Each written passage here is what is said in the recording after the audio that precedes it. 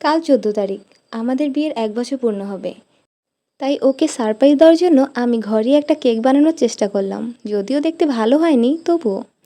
তারপর রাতে আবার একটু ঘরে যা ছিল তা দিয়ে চিলি চিকেন আর একটু ফ্রাইড রাইস বানিয়েছি।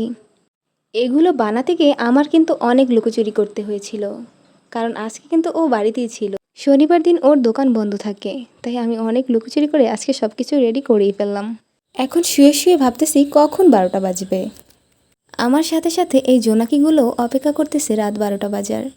আজকে অনেকগুলো জোনাকি আমার রুমে এসেছিল।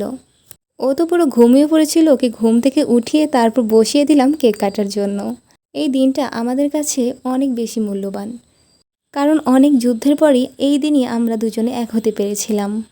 তোমরা সকলে দোয়া করো যেন এভাবেই আমরা সারা জীবন একসাথে থাকতে পারি। এমন একটা সুন্দর দিনে কি বাড়িতে বসে থাকলে হয়? তাই আমরা দুজনেই বিকেলে একটু বাইকে করে ঘুরে আসলাম নদীর পাড়। দুজনে একটু আজকে ম্যাচিং ম্যাচিং পরার চেষ্টা করেছি, আর ম্যাচিং হয়েও গিয়েছে। আর তারপর আমরা একটু ঘোরাঘুরি করলাম, ছবি তুললাম। আসলে চারিদিকে দৃশ্যগুলো অনেক সুন্দর ছিল, আর নদী দেখলে তো সবারই ভালো লাগে। আর আজ কেন জানি আকাশটা এতটা সুন্দর ছিল। আর ওখানে যেমন ছিল রোদ তেমন ছিল বাতাস। বাতাসে তো আমার হিজাব টিজাব সব উড়ে যাচ্ছিল। এরপর আমরা চলে গেলাম একটা রেস্টুরেন্টে, দুজনে দুটো বার্গার নিলাম, তারপর খেয়ে দিয়ে সোজা চলে গেলাম বাড়িতে। এই তো ছিল আমার ছোটোখাটো একটা ব্লগ। আশা করছি তোমাদের সকলেই আমার ব্লগটি ভালো লেগেছে, আর ভালো লাগলে অবশ্যই আমার চ্যানেলটি সাবস্ক্রাইব করো। আল্লাহ হাফেজ।